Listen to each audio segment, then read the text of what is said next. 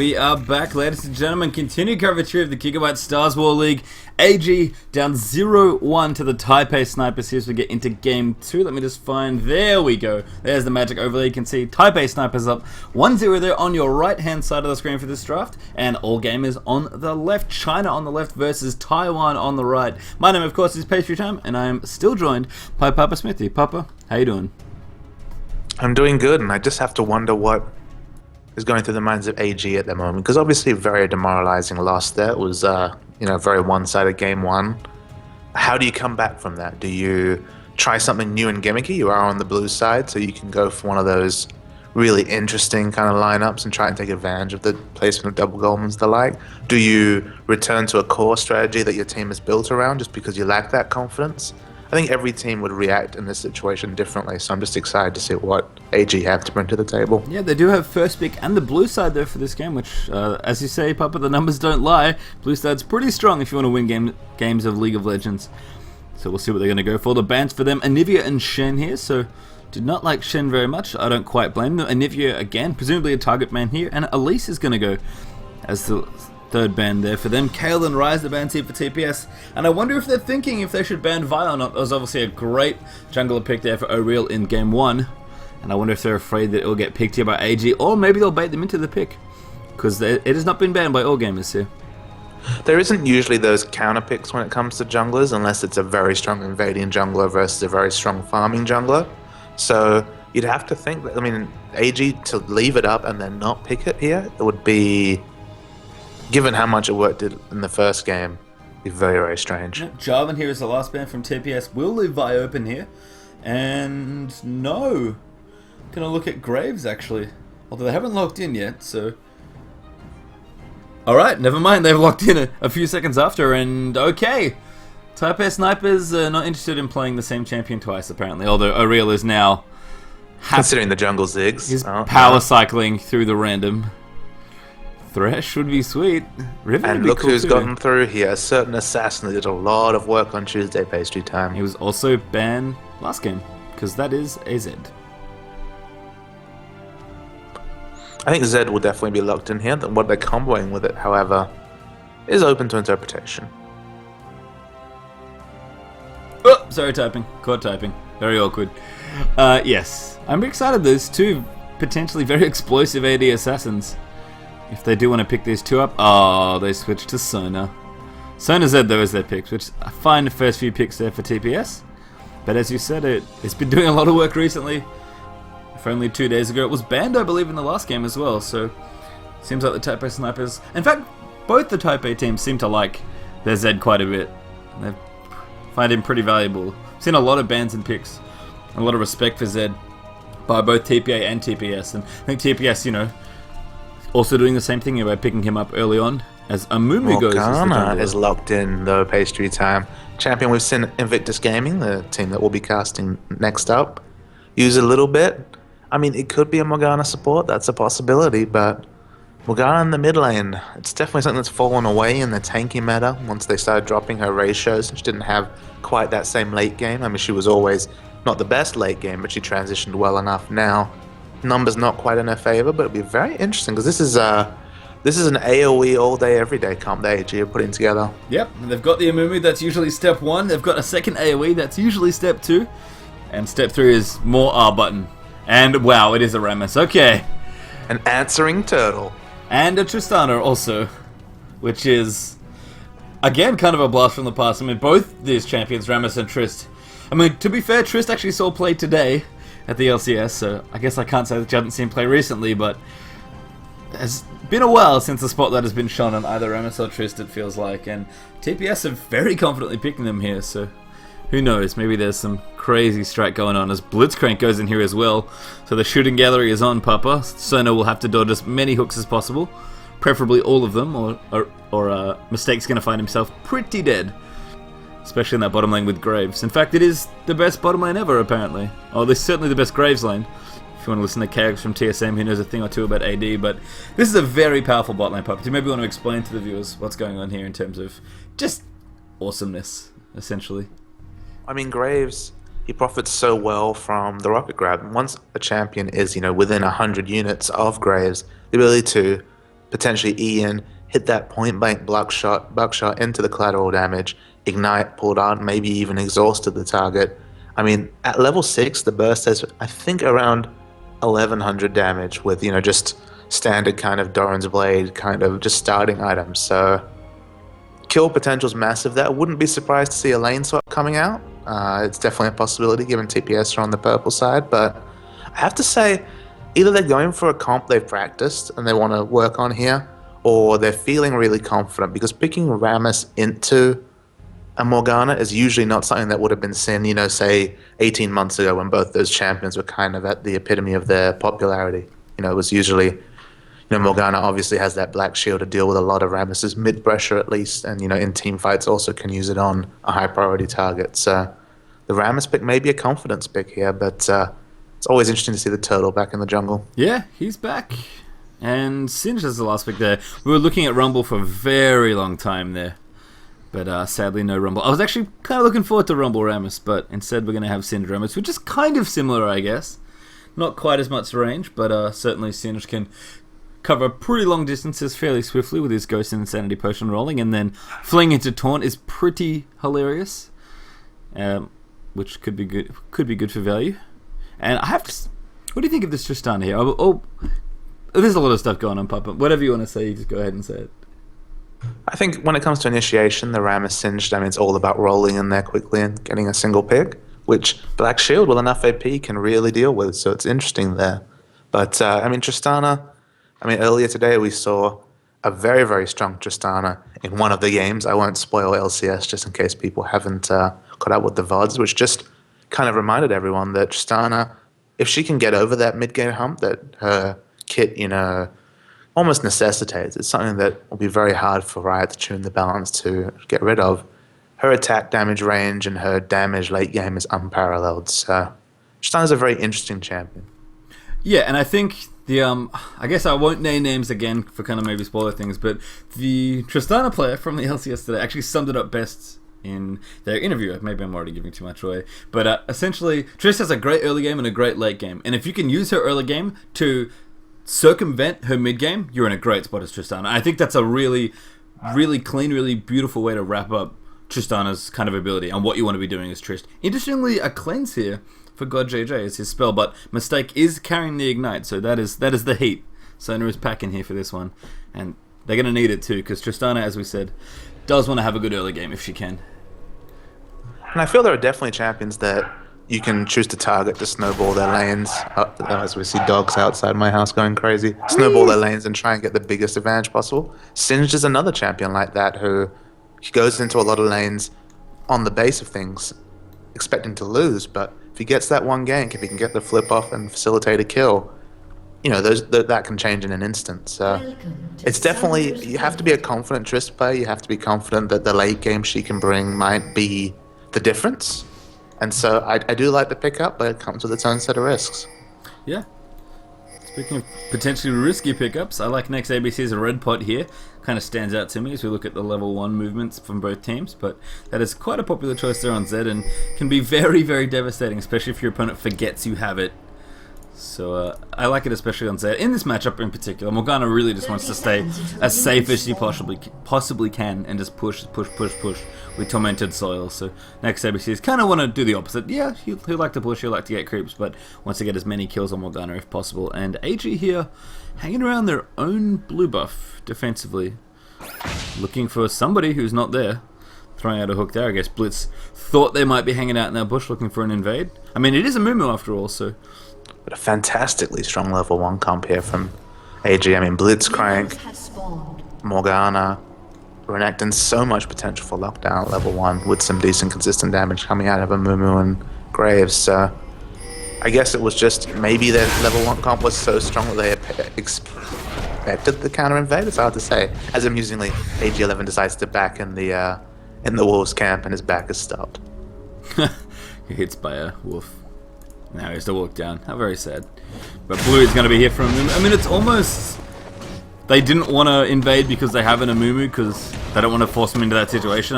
They did do a very nice job protecting them there from that invade. It looks like a weird blitz hook from 11 there, but he was essentially just checking for any invades there. Thankfully, Emperor's going to be okay here early on. and be able to take out this blue without many problems, as Rammus has already picked up red buff, interestingly. I mean, that to me signals that TPS were really expecting that invade then, because I don't think Rammus wants to start red if he can help it. Singed and Zed shared experience on a camp as well, so they're both going to lane ahead. And all that hijinks basically prevented AG from getting the mini golems, so a much more even bot lane coming out here. Yep, so no real experience advantage down the bottom. Let's just see. Graves has a little bit more, so hits 2 fairly quickly here. And roll wisely, Tristan back off as they're both being level 2. I'm going to skip to live, I'm a second behind. No worries. As we said, it is the shooting gallery. Blitzcrank loves to rocket grab, but he especially loves to rocket grab Sona. So I feel sometimes, I you know, as we see Rammus potentially rolling in here. Top lane? Someone is unhappy. I think it's Top King, who is Red now in top Pickup lane. Hasn't been used yet, though. No. I actually noticed that last game. The jungler and top lane for AG were mixed up, and they're required to enter in their lane order. I just noticed that Top King, who I thought was supposed to be playing top, was actually playing jungle last game. I guess maybe he's... Maybe they have flexible roles, maybe there was a failed swap. I can't expect that to have been the case. No. Oh. Morgana doesn't have any levels in Black Shield. No, not at this level, and that's going to cost Foxy his flash. So nice pressure there from O'Real. That is a very cool defensive ball call there. Oh, here he comes back. Powerball getting activated. Here comes the Industrial Rammus. Full metal. There's the flash forward for the taunt. Foxy now in trouble. And next ABC coming in as well. Great exhaust there from Morgana, but it's not enough, unfortunately.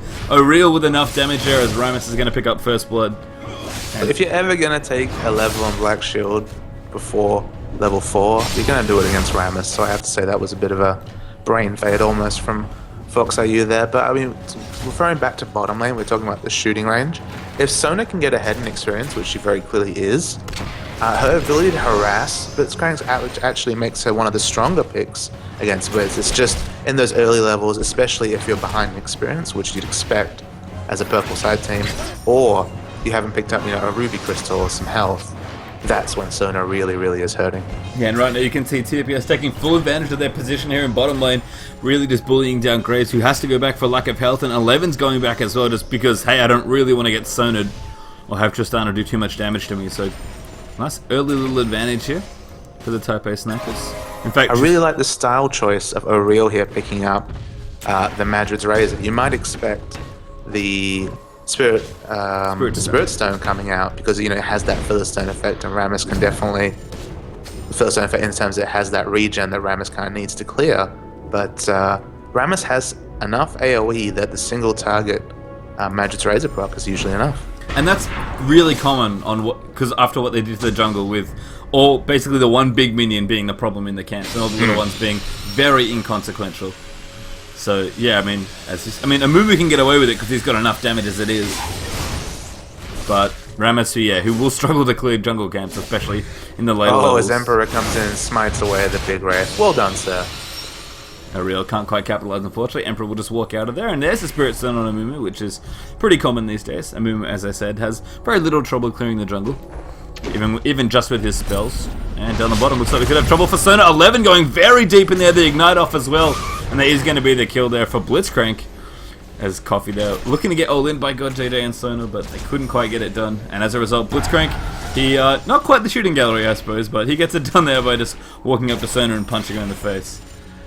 And it's the percentage maximum health that Amumu has with his W that helps us clear and facilitates that pickup of the Spirit Stone instead, just because it's so much better for clearing the big minions if they have more health. Yeah, and he also really needs the regen. Like, yeah, Rammus needs it, but he really needs it, doesn't Mumu? As we're going to see Zed down the bottom now rotate. Nope, never mind. Next ABC immediately turns around. Apparently didn't like that idea anymore. It's impressive that he's able to outshove Morgana. Yeah, that's true, actually. I mean, early levels, maybe. I expect Morgana to pick it up a little bit more now. But yeah, next ABC is spamming that energy out. I mean, he could... He's clearly not worried about the jungle pressure. No, because you do need your Living Shadow to clear that fast, and that is also your escape spell, so... Next ABC is feeling pretty good here. As the movement enters into the middle lane just to cover things off. Morgana going back now. Got a very appropriate choice. The Seeker's Arm Guard is up. Yeah, I mean, Zhonya's a fantastic item on Morgana. Obviously doesn't stop the channel of her ultimate, so you can flash ult Zhonya's at the appropriate time to mitigate damage and feel great about yourself. And of course, it's kind of like what Riot wanted, kind of as they scripted. It's a good early laning item for APs against ADs, and that's exactly the matchup here. So it's an elegant item. It is very elegant. I agree. It does exactly what you would want from it, and it stacks up, so it's not too powerful when you first buy it, and it translates into probably the best AP item. And that's kind of the one argument you could make about Seeker's Arm Guide, is that it's so elegant and great. Oh, as we see, pressure coming out up top. Flippy floppy, there's the combo. Torn in there as well. Top King gonna take a ton of damage here from Tremors as well. Activates Dominus, still taking damage though. Has to get out a very awkward way as he gets powerballed into the wall, and Zonda gonna clean him up there with a fling. And that was what I was hoping to see at least once here in this match. That is a very funny little combo there. But flip into taunt is very real, and poor Renekton felt the full force of that one there in top lane. CS values. Tristana 16 CS up, down bottom, despite being on the purple side, is very surprising to me. That's just how the lane's going, I guess. A massive discrepancy in mid. Moo going deep? No. Emperor backs off. Almost double the CS in mid here because of the immense pressure that Rammus was able to put on early. And just the fact that, you know, Zed, while Morgana's counter mage in a lot of ways with that black shield, I mean, Zed's damage goes straight through. And he's going to get blue buff, I have to think, as well. That'll just make it even harder for Morgana to shove, especially if they can steal it. Although Morgana does have blue now, so that's going to take 5 more minutes or so to be able to steal that one away. I agree about bottom lane, though. That is quite an impressive lead. Interestingly, GodJJ is leveling Explosive Shot. Like, maxing it first, I should say. That's, as far as I remember, I believe Rocket Jump was the favorite spell of Tristana players, but apparently not of GodJJ. I was talking to an AD carry main, a Diamond AD carry main, about that. Dogs go crazy again. About on the newest Tristana, because I mean, Tristana has had that suite of buffs come in recently, which sometimes changes the skill order. The E scaling with attack range and also the flat buff, I think it's gone up 40 damage at level 5, makes it the most attractive max from what I understand. Then you get as many points in W as you feel you need to burst early, and then you just head straight into that Q max second. And what about this from GodJJ? Because he is going to rush a very interesting item that we've been seeing more and more of, but I think the jury's kind of still out on. That is a Bilgewater Cutlass. He wants to sit at the back at his 600 to 703 range and instant kill the tank space through time, and that's what the Blade of the Ruin King will enable him to do. Yep. So, and I have to say, Bilgewater Cutlass is a pretty sweet item early on in Tristana if you're trying to kill somebody. It's like an extra bit of burst and a slow. It's everything you wanted and more. It's kind of like an extra rocket jump almost. I like it. I mean, the timing for this item could not be more perfect here. So we're going to have problems for, well, man, Top King very low there after Zed bursted him down. Next here we see somehow just walks out of that very casually. Is down the bottom. The all-in will happen. Blitz does miss his hook there, and GodJJ going in coffee. Very, very low. 11 lowers on. There's the buster shot, picks him up. Cleanses off the ignite there as well. And that's the double kill for GodJJ. Exactly what they wanted. And as I said, could not have timed that Bilgewater Cutlass any better. As they all in down bottom lane and get exactly what they wanted. 2 clean kills for Tristana. Mid lane, Oriel goes for the big dive there, but back shield available. Oh, the flash dawn! Yeah, now they're going to follow in as well. Deathmark being used there. Shadow Slash off. And that's going to kill her, yeah. Doesn't even need to stay any longer. Oriel, though, like a real man, tanking the turret just a little bit longer to make sure they get it. Bandage Toss comes off there. Just snags Oriel at the tip of it. But I don't know if that's going to be enough. Top King, though, could be. Slice and dices in. And there's the kill coming out as Ignite goes down onto Rammus. Renekton's going to clean that kill up. So Emperor doing a nice job there, snagging Rammus with that ultimate. Almost caught 2. But a Living Shadow out from Zed prevented that. So a counter kill there in mid after that dive. Probably could have honestly just waited. I don't know what Zeg was afraid of happening, but he probably should have just let his ultimate kill Morgana. That could have actually killed Rammus as a result, but hey, they'll take it. 1 for 1's not too bad.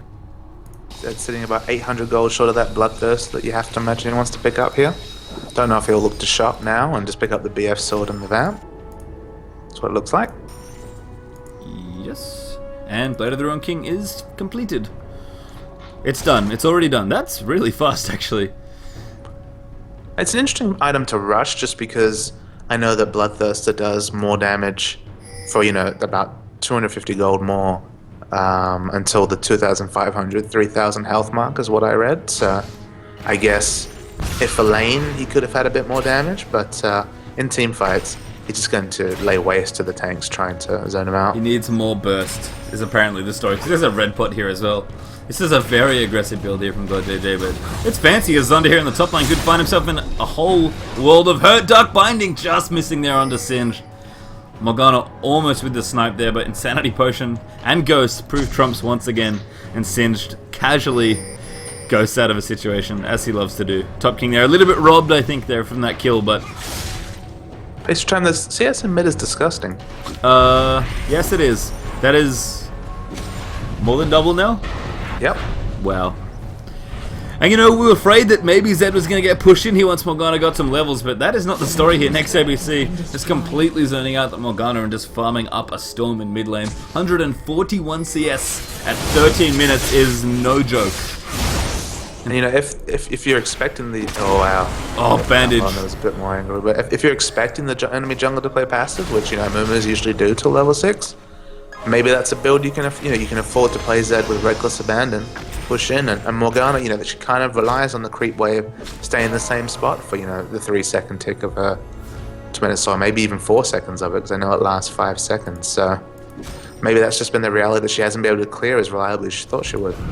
Yeah, and Zed's taking full advantage of that. He's got blue buff up now as well. He's doing so much work. The Golem gets grabbed there. Bandage for a Mumu who's going to hit Mistake. And there's the Curse of the Sad Mummy coming out. Crescendo, though. They're going to try and turn it around. 11, taking quite a bit of damage with the Exhaust item to GodJJ. It wears off. Jumps on Coffee. He wants to get the damage down. Cleanse off there as well. Can GodJJ outrun them there? Does he have his ultimate? I don't know. No, he does not. Mistake, though, picks up the kill. There's a kill under Blitzcrank. And finally, the shutdown for Emperor. The killing spree ended there by a Mumu. But a 2-for-1 trade is not bad there in that situation. A 2-for-1 trade in a 3v2 is just really bad spot there. AG here as they fall 7k behind. Yeah, and all that pressure down bottom lane has just let TPS completely roll here in the top lane. Zunder is pushing in turrets, next ABC is pushed down. They're actually onto an inhibitor turret. Oh man, now Top King's going to get all in as well. Deathmark comes out, Dominus out of the way.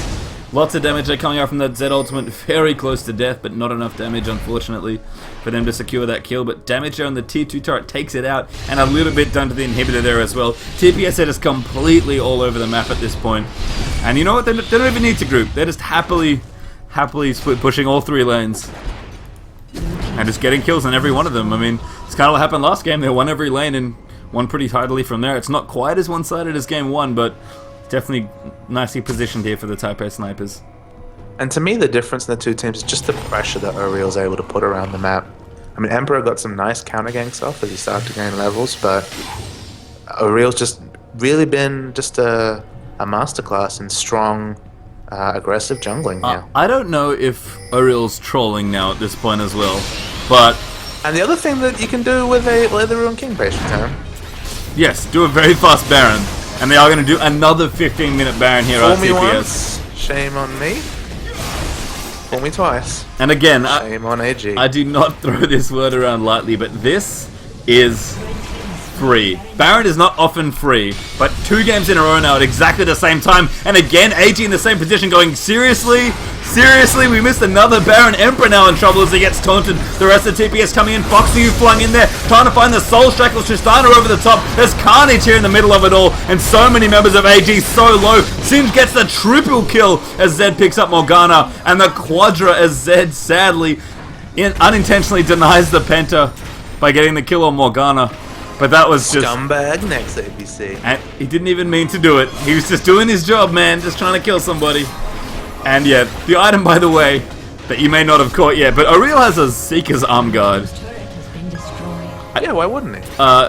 Sure. Armor gives damage, AP gives damage. All the damage. Tons of damage, even. In fact, what's his scaling on Tremors?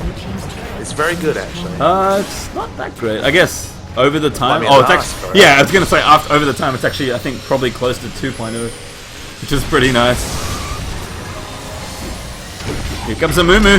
Good ult there, catches 4 of them actually. Cleanse out there from GodJJ. The Crescendo in as well for Mistake. Nice and defensively. Emperor gonna go down there as Aureel picks him up now. Mistake though could be in trouble. GodJJ trying to kite in there as well. And still there's another kill on... So the first kill onto 11. Foxy in trouble now as well. Aureel is coming in with the damage there as Rammus. And now Cerner will not go down as Top King dives on top of it. GodJJ gonna clean it up. as he gets that kill in there as well. And Coffee now, there's nothing he can do. Tristana coming in with the red buff and so much range. Baron buff in there as well.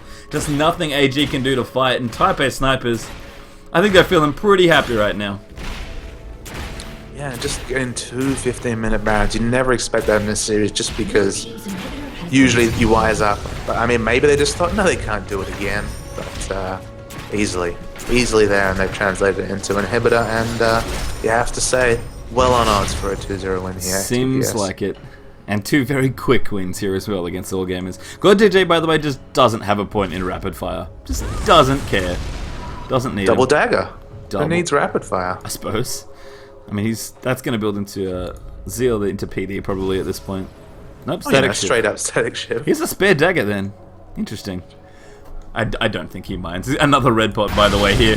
Looks like Rammus going in again as O'Reil's trying to do the damage. Soul Striker's out from Morgana. And here's actually mistaken being a little bit of a problem. Actually, the Zonya's is there by O'Reil. Oh, goodness gracious me. Next ABC now coming in to clean up. Picks up Coffee, mistake. Gets out of the way to O'Reil on a killing spree. And Singe in here as well. Zonda teleports his way through. No, sorry. Just gets his way in there. And even more kills there. The double for Zed. Another ace for Type A snipers. And I think we're going to have 2 sub 20-minute games here from TPS. Yes, we are. That is GG, ladies and gentlemen. TPS will give the official GG in a second, but All Gamers just nothing to be done here in this series. Just nothing. TPS with the ultimate exclamation point. They couldn't get it done against World Elite. I mean, many teams have tried and failed there, but just looking so slick and stylish here, taking down AG with ease. And the biggest thing I said at the start of the first game was that the most impressive thing to me about TPS is how cleanly they execute. No matter what crazy Zonya's Hourglass Rammus strategy they're running, no matter what TPS are doing, no matter how much fun they're having with the game, they're clearly feeling themselves in game 2 there. Clearly. Especially O'Reil, who's just had 2 incredible games on 2 wildly different junglers. Although they're kind of similar, I guess. Lots of funky single targetness going on, although that Zonya's threw me for a spin a little. But as I said, the TPS execution, just flawless. Just a lovely win. And remember, AG's a team who looked great beating SKT-T1. I mean, despite the struggles of that team, IEM winners, it was a breakthrough result for AG. So not just a pickup team that got trifled here. This was a team on the up and up, and the Chinese team just completely dismantled by TPS, who have to feel confident.